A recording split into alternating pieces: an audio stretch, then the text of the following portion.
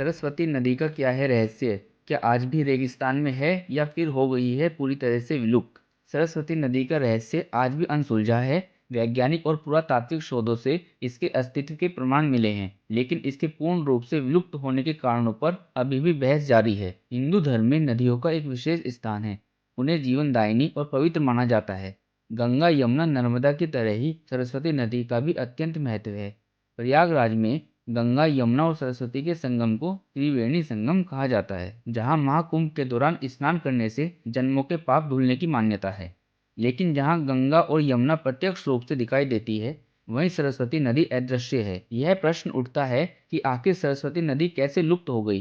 क्या वह आज भी थार रेगिस्तान में नीचे बह रही है? वेदों में सरस्वती का गौरव। वैदिक धर्म ग्रंथों के अनुसार पृथ्वी पर नदियों की कहानी सरस्वती से ही शुरू होती है। ऋग्वेद और महाभारत जैसे प्राचीन ग्रंथों में सरस्वती नदी का उल्लेख मिलता है। ऋग्वेद के नदी सूक्त में कई नदियों का वर्णन है, लेकिन एक सूक्त में सरस्वती को नदीतमा कहा गया है, जिसका अर्थ है नदियों में सर्वश्रेष्ठ और पवित्रतम।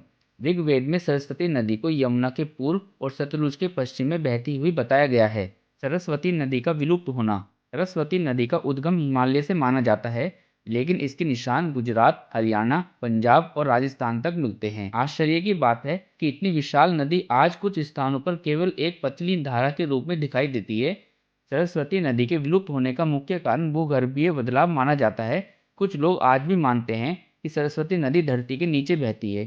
थार के रेगिस्तान में हुई खोजों के दौरान मिली नदी को सरस्वती नदी का ही अवशेष माना जाता है। रामायण में भी है सरस्वती नदी का उल्लेख। वाल्मीकि रामायण में भी सरस्वती नदी का उल्लेख मिलता है। जब भरत कैकेयी देश से अयोध्या लौट रहे होते हैं, तब उनके मार्ग में सरस्वती और गंगा नदियों को पार करने का वर्णन है। सरस्वती नदी पर लगे श्राप की कथा। शास्त्रों के अनुसार सरस्वती नदी एक श्राप के कारण विलुप्त हो गई और अब यह दिखाई नहीं देती। ऋषि दुर्वासा, जो अपने क्रोध के लिए प्रसिद्ध थे, सरस्वती नदी के तट पर तपस्या कर रहे थे। कहा जाता है कि नदी की तेज धाराओं ने उनके ध्यान साधना में बाधा डाली।